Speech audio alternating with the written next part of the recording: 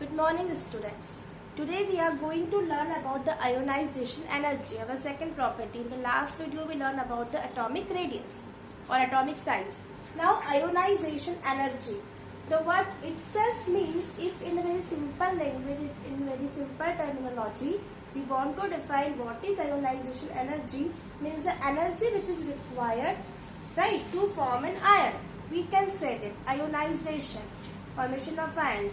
So generally, what we define it, if we are having an atom, right?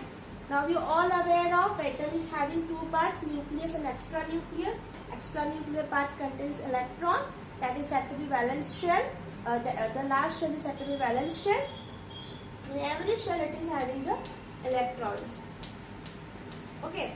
Now suppose I want to remove the electrons from the atom. Okay, getting my point?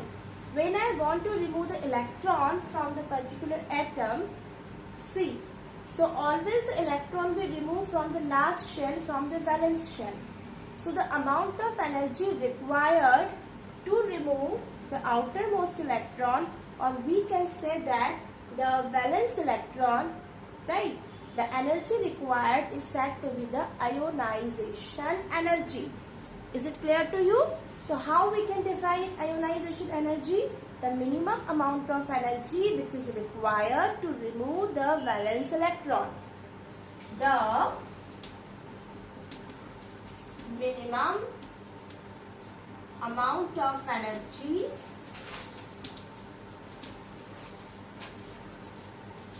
required to remove the valence electron. Remove the valence electron. Okay. So got the meaning of the word ionization energy. Now, when we remove the electron from the atom, so what will it form? It forms a positively charged ion, which we termed as a cation. So when we are going to remove the electron, what it will form? I will give you example also later on. It will form positively charged ion. Right?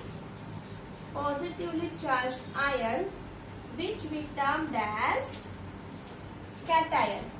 What we termed that? As a cation, the positively charged ion. Okay. So now let us take an example of sodium. Every one of you are well aware of sodium. So we will see if the sodium loses its electron, what will happen.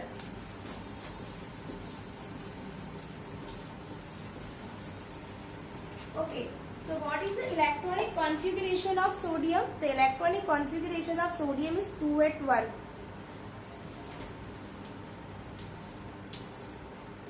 Right? 281. Now what I want to remove the last electron, the valence electron. Right? Now how many valence electrons are there? Only one, isn't it? So what I want to remove that one electron. So the energy required to remove this outermost electron, the valence electron from the sodium atom, that is the ionization energy. Now because I am having only one electron, right? So I required very less energy, because this one electron in the last shell or in the valence shell, it is not having that much force of attraction with the nucleus. It is loosely bound. So we required a less amount of energy.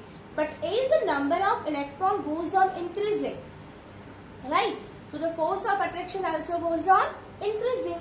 And if the force of attraction goes on increasing, so when we want to remove the electron from the valence shell, so obviously we require the more amount of energy. The more energy will be required. Doesn't it? Agree with me? Okay. So let's see first about the sodium. So what will happen? This sodium, now it lost its one electron in this valence shell. So now it is having the configuration only 2,8. Previously it is 281 sodium. Now it becomes the ion of sodium Na+. You know why plus charge is over here? Because previously the total number of proton is equal to total number of electron. But as we remove the electron from the sodium atom, so the number of protons now increase and number of electron decrease, right? Previously we are having 11 electron, but when we remove the 1 electron, now we are having the 10 electrons, but we are having 11 protons. So the positively charge is more. And if the positive charge is more, so what will form? It will form a positive charge ion, or it is a cation. Now one interesting thing which you have to know from here, see, if I saw the distance between nucleus to the valence shell, what we termed it? We termed it as the atomic size or atomic radius, right? So similarly, what you found the difference between the two? If I draw the diagram, so can we say that the atomic radius or atomic size of a parent atom is more than the atomic size of the cation? Is it clearly visible now? That when the sodium atom loses its electron, it will form the sodium cation, and sodium cation is having a smaller atomic size as compared to sodium atom. So can we conclude this also? Getting me? Are you agree with me? Okay. Now see what is happening. What rate the ionization energy is having in a group and in a period. Okay. Now we will see some examples how the ionization energy questions come. See, if I written sodium and magnesium, and if I ask you out of sodium and magnesium who is having the high ionization energy, here we will learn about atomic size also. See, so for this type of questions, first you have to write the electronic configuration. Like the sodium is having the electronic configuration 11, while the magnesium it is having the electronic configuration 12. So when we see its configuration in the last shell, sodium is having 1 electron, 3s1, 1s2, 2s2, 2p6 and 3s1. This configuration it is having. Now the magnesium it is having the configuration 2. See, so now here the number of electron or number of valence electron is 1, while here the number of valence electrons are 2. So as the number of electron increase, we know that force of attraction will increase, isn't it? Is it okay? Are you agree with me? So as the force of attraction increase, when we just know when you heard this, when you listen this, when you come to know this, that the force of attraction is more. So what should be come in your mind? When the force of attraction is more, at that time the atomic size should be less, and when the force of attraction more, atomic size is less, so we require more energy to remove the electron. So the ionization energy values goes on increasing, right? So out of sodium and magnesium, magnesium is having more ionization energy than the sodium. Okay. Now if I twist the question, and now if I ask you out of sodium and potassium, who is having the more ionization energy? As we know that sodium and potassium, they both are present in the same group, right? So, and as we are moving in a group from top to bottom, the ionization energy values goes on decrease. We learn this. Why it is decreased? Because it is having, so potassium is having more atomic size as compared to sodium and less force of attraction. So out of these two, potassium is having more ionization energy, isn't it? Are you agree with me? So got the difference between the two? Now if I write sodium, potassium and magnesium, arrange them in the values of ionization energy, increasing value of ionization energy. So who is having the less ionization energy? Magnesium, then sodium, and then come to potassium. They are going to ask this type of questions to you also. They will give you any 4 elements and they can ask, let's solve this. So you got the concept, what is the main concept behind it? Okay, let's see one more example. Suppose I am having oxygen and nitrogen. Which 2 elements now I am considering? Okay, first let us see. nitrogen and oxygen.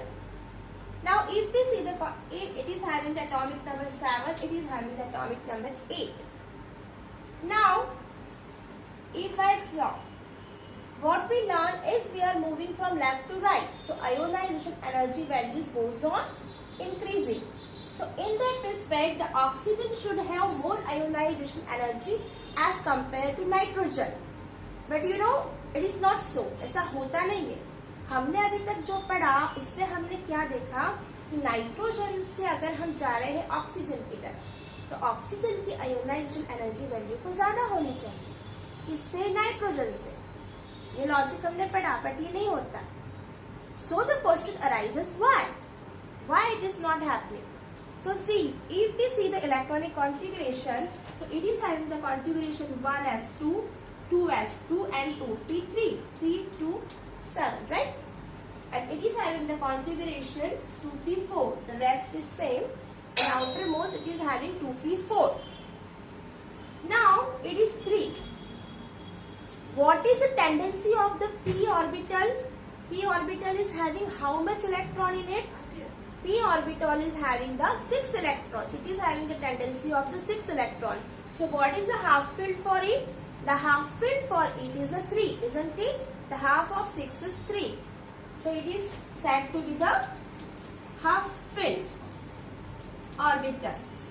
While P4, when it is comes to P4, it is said to be the partially filled. It is partially filled.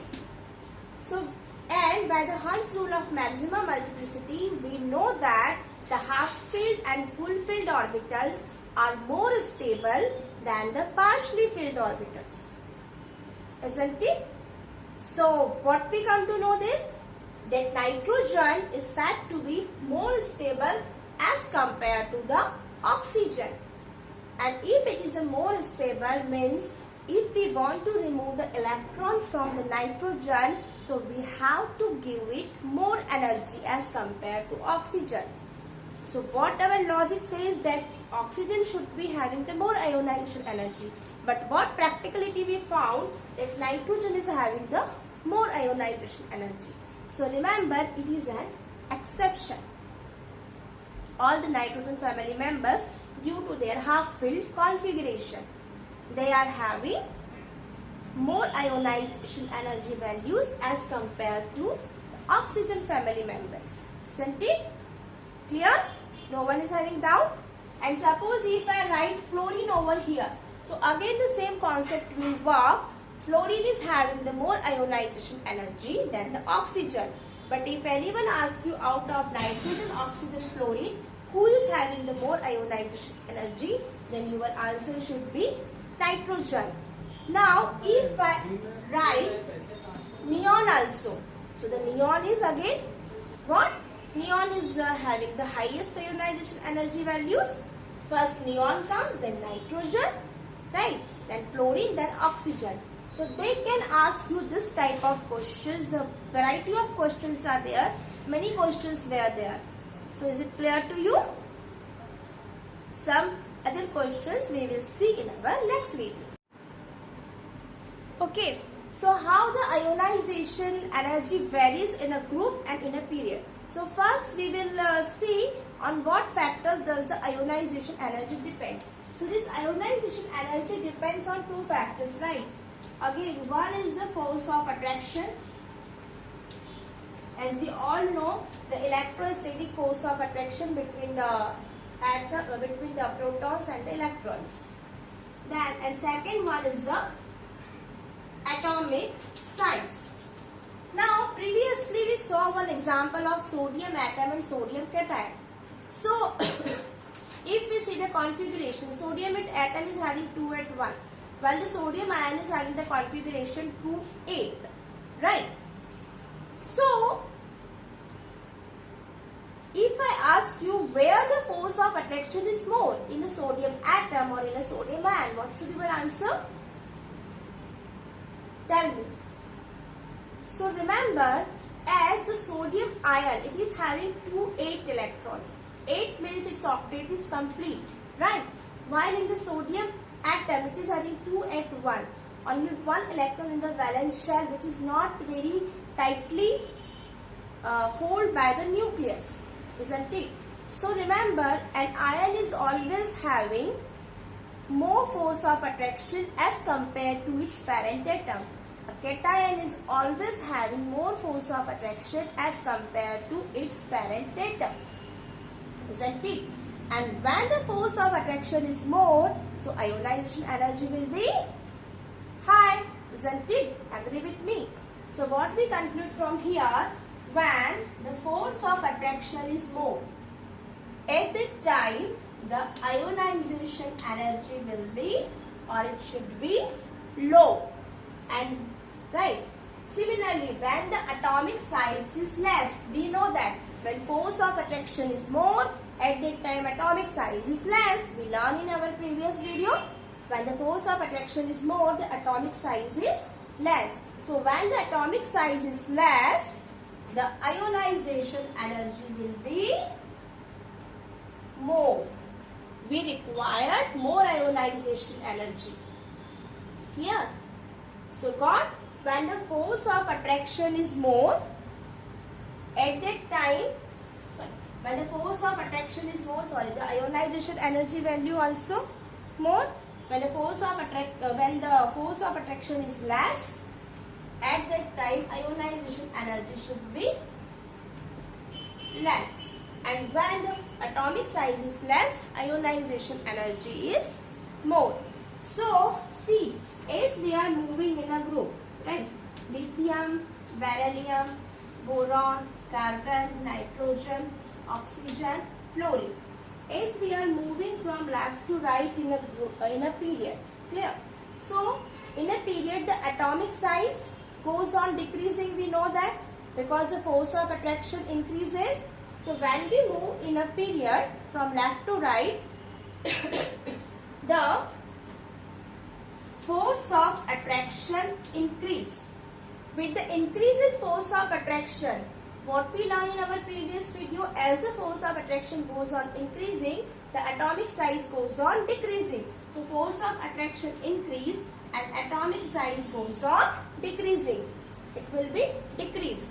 So, and we know when the force of attraction is more and atomic size is less, at that time ionization energy value should be increased. So as we move from lithium to fluorine, the ionization energy values will be increased. It is clear from the electronic configuration also now. See, if you are having, lithium is having only one electron in the outermost shell, while beryllium 2, boron 3, carbon 4, nitrogen 5, oxygen 6 and fluorine 7. While the noble gases, their octet is complete. I will tell you about their ionization energy values also. So, as the number of electron goes on increase, so it will be very difficult for us to remove that last or valence electron. When the electron is alone, only a single electron is there, then it is very easy to remove that electron. But as the number of electron goes on increasing, the force of attraction also goes on increasing. Now the nucleus tightly hold the valence shell and it is difficult to remove the last electron. It is difficult to remove the valence electron. If we want to do that same, so we at that time we required a large amount of energy. Right. So as we move from left to right, the ionization energy values goes on increasing with the increase in force of attraction and decrease in atomic size. Remember. So now if anyone asks you out of lithium and beryllium, who is having more ionization energy? So what should be your answer? That is the beryllium. Out of beryllium and boron, who is having more ionization energy? So what is your answer? Boron. This type of questions they are going to ask you. We will do the questions afterwards, after the completion of the chapter. Clear? About the noble gases I will tell you. First, what happened when we are moving from top to bottom. See, if we are moving from top to bottom in a group, lithium, sodium, potassium, rubidium, cesium, francesium. When we are moving top to bottom, what we found, the atomic number goes on increasing. Did you remember what about the atomic size?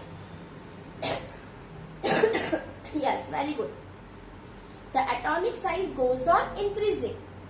There is an increase in atomic number, as well there is an increase in atomic size, while there is a decrease in force of attraction. Decrease in force of attraction, what we want to say, that increase in force of attraction is that not much, that it will hold the valency shell more closer to it, right? In the last video I explained this, why it is so. So you just remember, as we move from top to bottom, clear? As we move from top to bottom, the ionization energy values goes on decreasing. Why? Due to increase in atomic size and decrease in force of attraction. Isn't it clear to you?